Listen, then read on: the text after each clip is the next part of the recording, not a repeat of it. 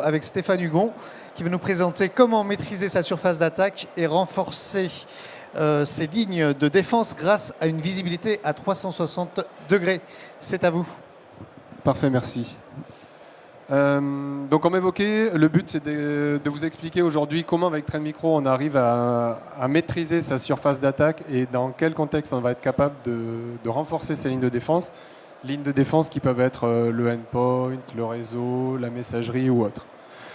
Avant de parler de ça, juste un petit contexte par rapport à l'évolution depuis quelques années. Donc on parle beaucoup de transformation digitale. Les choses qui ont été vues et qui ont été remontées et qui ont été écrites, c'est qu'il y a une adoption de plus en plus croissante du cloud. Donc qui dit adoption de plus en plus croissante du cloud dit de plus en plus de risques par rapport à ces infra-cloud. Tout ce qui concerne le remote office, ça a amené forcément de nouvelles problématiques ou de nouveaux risques. Donc il faut apprendre à gérer cette évolution parce qu'on sait qu'aujourd'hui, notamment le télétravail ne va pas s'arrêter. Il va y en avoir un petit peu, 1 jour sur 5, 2 jours sur 5. Donc il faut arriver à faire face à ça et aux nouvelles problématiques que ça induit. Et enfin, tout ce qui est OT. Aujourd'hui, il y a de plus en plus d'appareils connectés dans le monde. Autant de vulnérabilités qui se rajoutent. Et donc, c'est important de pouvoir les superviser et gérer les risques. Donc, quand on parle de surface d'attaque, on parle de quoi exactement?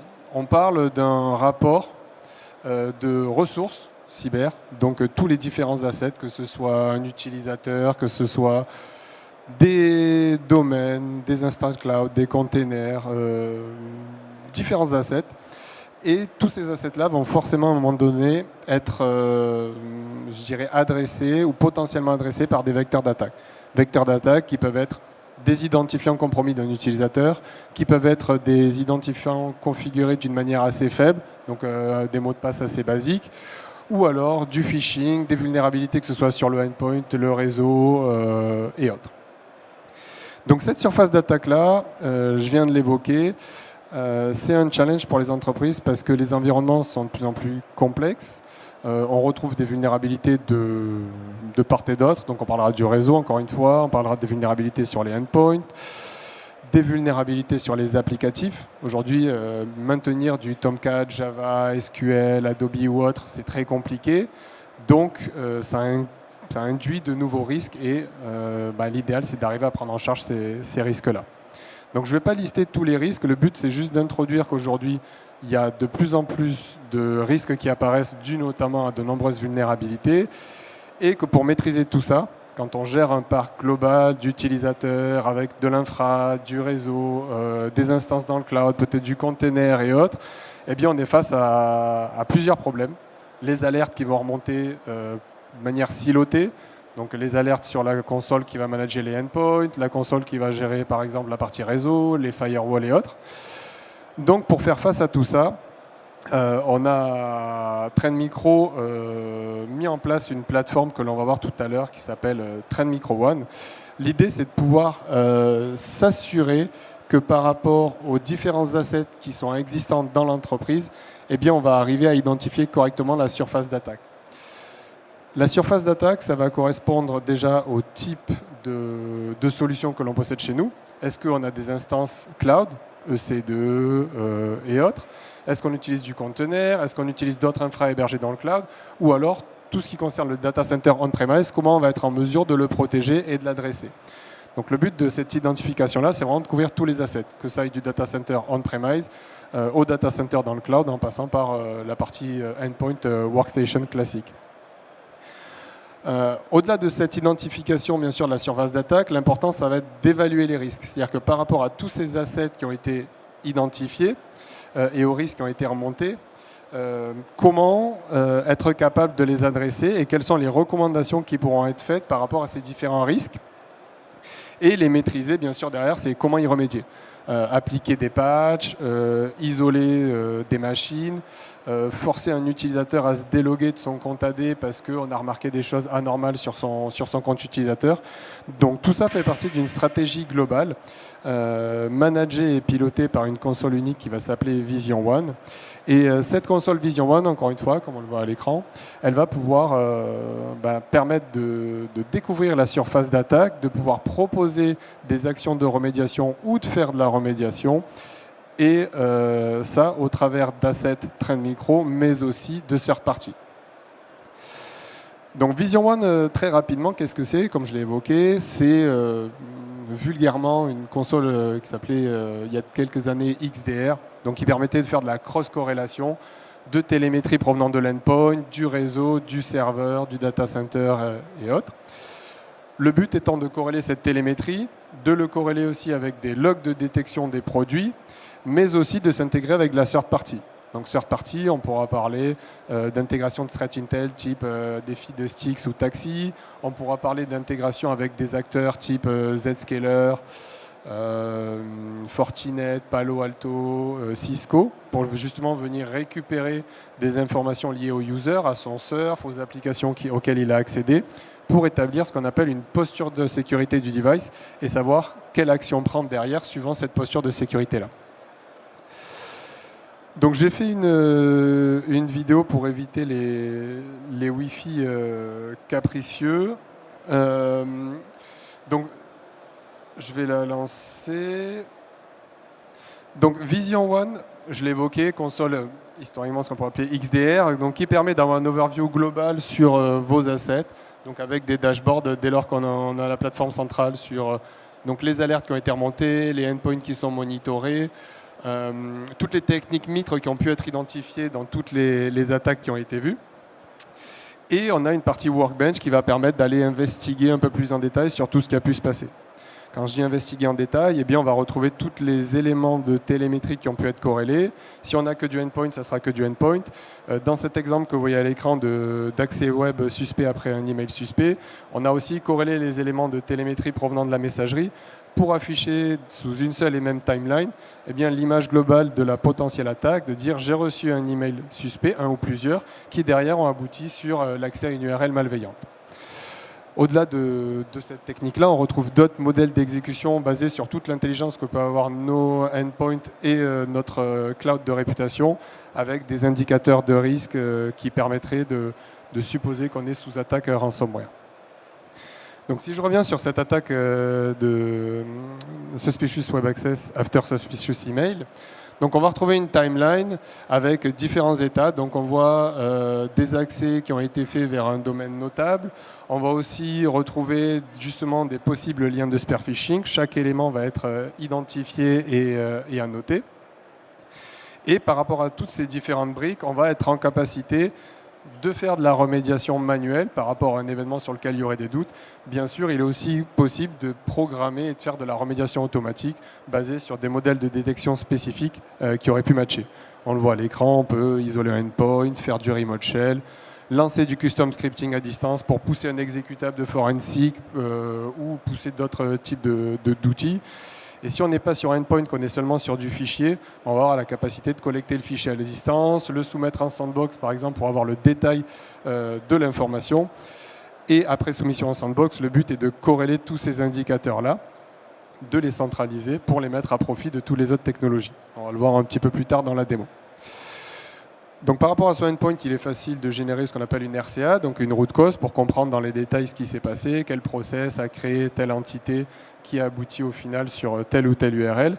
Et bien sûr, on va être capable de pouvoir remédier sur chacun des objets. Si c'est une URL, on va pouvoir la rajouter dans une block list. Si c'est un process, on va pouvoir killer le process, terminer le process ou des choses de ce type-là. Quand je parlais de remédiation automatique, justement, pour en remédier à cette exposition au risque ou cette surface d'attaque, eh bien, il est possible de configurer des scripts, ce qu'on appelle des playbooks, qui vont justement, par rapport à certains modèles de détection, pouvoir permettre de remédier ou de lancer du custom scripting ou de lancer des patchs à distance et forcer justement la remédiation qui ne serait pas faite manuellement par le SOC analyst ou l'équipe d'IR, mais directement sur la plateforme. Sachant que j'en parle pas là, mais on a aussi un service manager qui peut opérer au travers de cette plateforme-là, via notre plateforme ou les clients les partenaires avec qui on travaille, pardon. Quand je parle de remédiation, donc je parlais d'indicateurs de compromission qui sont corrélés et qui sont mis en forme souvent donc IP, URL, domaine ou hash. Cette liste-là, ce qui est important à comprendre, c'est que ça va être généré à un instant T par un endpoint ou par des feeds sticks ou taxis qui auront remonté de la thread Intel.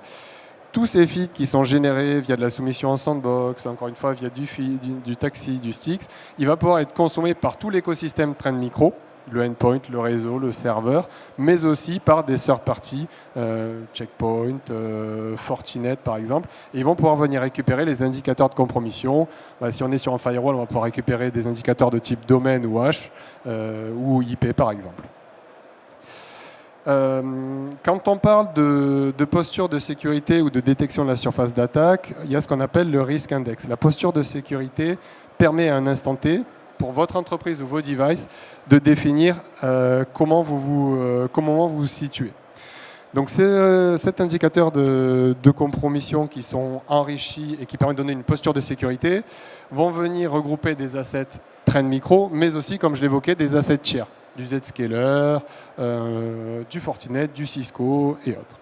Le but est de pouvoir avoir une posture de sécurité du device ou de l'utilisateur, avoir son évolution du score au fil du temps. S'il y a un score qui est en high risk persistant, on peut supposer que l'utilisateur il est soumis à attaque ou qui fait des choses qui ne sont pas forcément bien. Et on a la capacité manuellement de pouvoir aller faire de la remédiation par rapport à ça. Via de l'intégration notamment avec de l'Azure AD, on va être capable d'aller désactiver un compte, le forcer à se déloguer, forcer un reset de son password ou alors mettre en place des règles de blocage dans l'approche un petit peu zéro trust pour l'empêcher d'accéder à des ressources de type ressources internes ou ressources qui sont hébergées dans le SaaS. Et ça, encore une fois, ça s'applique sur un utilisateur, ça peut s'appliquer sur un device ou sur multiples personnes. Donc ça, on a vu que je pouvais le faire manuellement. Bien sûr, ça peut être fait dynamiquement. Il y a la possibilité de créer des règles. Typiquement, si un utilisateur a un high risk score qui est persistant, qu'est-ce que je vais faire ? Eh bien, je vais avoir la capacité de définir déjà qui je vais superviser dans ma société, tous mes utilisateurs, seulement certains, sur quelle période de temps, est-ce que c'est que du lundi au vendredi, est-ce que j'autorise aussi l'accès aux applications internes de l'entreprise le week-end, et par rapport à ce high risk score potentiel que j'aurais défini, quelles sont les actions que je vais vouloir mettre en place automatiquement ? Est-ce qu'au niveau de l'IAM, je vais vouloir, je ne sais pas, forcer l'utilisateur à se déloguer dès lors qu'il va avoir un risque important ? Ou derrière, est-ce que je vais l'empêcher à accéder à des ressources internes, privées et publiques par rapport à ce que j'aurais défini dans ma plateforme ? Donc ça, c'est important de le prendre en compte, cette posture de sécurité que l'on retrouve ici. Donc cette posture de sécurité, je l'évoquais, c'est un mélange d'assets trend et aussi de third party. Le but justement sur ces postures de sécurité, c'est aussi d'identifier les devices dans l'entreprise. Aujourd'hui, on sait que la société a X devices. Par contre, il se peut que des devices aient été oubliés ou des rogue devices qui soient arrivés dans le réseau se soient plugués s'il n'y a pas de NAC et donc aient pu faire des choses malveillantes. Donc là, on peut avoir avec Vision One la capacité d'avoir un état sur les devices. Combien de devices ont été découverts ? Quel est leur état ? En gros, est-ce que le device est fully available ? Ou alors, est-ce qu'il est partiel ? Ça veut dire que on le voit, mais il ne remonte pas de télémétrie, donc il y a peut-être des choses suspectes. Ou alors, est-ce qu'il est totalement invisible ? Donc ça veut dire qu'il n'a pas d'agent installé. C'est suspect parce que pas d'agent installé, pas de third party installé, pas de télémétrie remontée. Donc on peut se dire qu'il y a des soucis sur le parc. On remonte bien sûr au-delà de la visibilité du nombre de devices. Le risque de ces devices-là, le but est de rebondir sur ce qu'on a vu auparavant, la partie posture de sécurité, et de dire, quand je vois un risk assessment spécifique, je vois ma liste d'utilisateurs à l'écran, par exemple là, Yvonne, et Yvonne, je vais cliquer dedans pour comprendre un petit peu pourquoi sa posture de sécurité est élevée. Et en cliquant, ça va me faire rebondir sur ce dashboard central qui me permet de comprendre la posture de sécurité globale de mon utilisateur. Et là, je vois, j'ai de la targeting attack, je vois d'autres éléments qui permettent de maintenir un score de sécurité assez élevé. Il y a aussi ce qu'on appelle le niveau d'exposition au risque ou la moyenne. Donc le niveau d'exposition au risque, il va regrouper essentiellement trois choses. les vulnérabilités non patchées, les configurations système et la partie activité. Dans tout ce qu'on appelle Unpatched Vulnerabilities, on va retrouver au global sur le parc ceux qui ont ce qu'on appelle le Vulnerability Assessment qui va être activé. On va retrouver ce qu'on appelle les CVE qui sont exploités dans l'entreprise et donner aussi ce qu'on appelle le MTTD, donc le Mean Time to Patch et le Mean Time to Detect. En gros, quelle est la différence entre le moment où le patch est apparu versus quand nous on l'a patché. Donc ça permet d'avoir un trending de comment j'évolue en fonction de ma posture de sécurité. Dès lors que j'ai des vulnérabilités, est-ce qu'elles sont patchées assez rapidement par rapport aux recommandations qui auraient pu être faites par exemple par Trend Micro. On a aussi la partie account. La partie account permet de lister les différents comptes publics et de pouvoir remonter des anomalies à ce niveau-là. Donc là, on voit par exemple 10 services ou ports qui sont inattendus. L'idée, par exemple, là, sur un service MS SQL, on voit que c'est quelque chose qui est ouvert en 14.33 sur une IP spécifique sur laquelle on va pouvoir se rendre et comprendre le risque. Là, par exemple, on voit que le service tourne en mode public sur du 14.33 sur une IP publique. Donc, c'est potentiellement un risque. En conseil de remédiation, dans un premier temps, on recommande de se rapprocher de l'admin pour vérifier que ce qui est mis en place a un intérêt et que ce n'est pas une erreur de configuration. On va retrouver aussi les différentes autres informations liées au compte, donc ceux qui ont des authentifications faibles, ceux qui permettent d'élever la posture de sécurité de l'entreprise, parce que dans les 30 derniers jours, il y a X comptes qui ont fait un accroissement en termes de posture de sécurité. Voilà, et enfin on va retrouver aussi, donc quand je parlais de la partie activity, tout ce qui est IOC vu sur les 30 derniers jours, combien d'indicateurs ont été vus et qui ont permis de faire matcher la surface d'attaque. Quand on parle de surface d'attaque aussi, ce qui est important c'est d'avoir une image plus précise de ce qui a été vu. Donc la partie targeted attack, comme vous le voyez à l'écran, vous permet de comprendre rapidement à quelle phase d'attaque je me situe. Est-ce que je suis à phase initiale? Est-ce que je suis en credential access, en lateral movement? Le but, dans la colonne de droite que vous voyez, qui liste les cyber-threats, c'est de dire, ben voilà, par rapport à du brute force, j'ai une attaque intensity, donc en gros un niveau de risque de 90, parce que j'ai 14 users qui ont été impactés, avec 7 ce qu'on appelle des VP, des high profile users, que l'on aurait définis dans notre console. Donc ça permet rapidement d'avoir une visibilité de ce qui peut se passer. On a aussi rapidement la capacité de voir la configuration des systèmes, Trend Micro. Aujourd'hui, 2 solutions majeures, Apex One et Cloud One, qui sont nos solutions de protection poste et serveur, et qui permettent rapidement de voir en termes de configuration si tous les modules principaux sont bien activés. S'il y a des trous dans la raquette, eh bien, c'est de pouvoir vous les mettre en face de l'écran et dire, ben voilà, il faut aller plus loin, il faut la partie par exemple Vulnerability Protection, l'augmenter pour optimiser la protection du parc. Une autre chose très intéressante que l'on va voir, la partie Internet Facing Asset, via un partenariat avec une société qui s'appelle Bit Discovery. On a aujourd'hui la capacité avec Vision One de pouvoir identifier tous les assets public facing de votre société. Typiquement, là, je prends l'exemple de Trend Micro. Je vais scanner le domaine Trend Micro pour identifier tous les différents sous-domaines et remonter une différente posture de sécurité sur les assets, que ce soit domaine ou IP. Pourquoi? Parce que là, on le voit, un domaine a pu être oublié, une IP a pu être publiée et puis oubliée. Là, sur ce genre de domaine qui est publié, on retrouve plusieurs failles. Une vulnérabilité spécifique qui aurait été identifiée, donc une CVE. Par contre, ce que ça permet de remonter aussi, c'est par exemple des TLS certificates qui sont expirés, des Cypher Suite qui sont utilisés, qui seraient de faible niveau. Donc le but, c'est vraiment de mettre en phase des choses que l'on ne voyait pas avant. Donc tous les assets que l'on ne maîtrise peut-être pas, vous les mettre en face de l'écran et vous dire, il y a peut-être ces assets-là que vous avez oubliés, jetez-y un œil et optimisez tout ça. Voilà. Est-ce qu'il y a des questions? J'aurais pu parler bien plus longtemps, mais on avait un créneau qui était assez restreint. Donc s'il y a des questions, n'hésitez pas. Sinon, après, on est aussi dispo sur le stand pour répondre à vos questions plus longuement si nécessaire. S'il y a des questions, je passe le micro. N'hésitez pas à lever la main. Aucune question? Bon, ça veut dire que c'était clair au moins. Voilà. Rappelez-nous votre numéro de stand. B29. Ouais, B29, c'est ça. B29. Voilà. Très bien. Merci beaucoup pour votre présentation.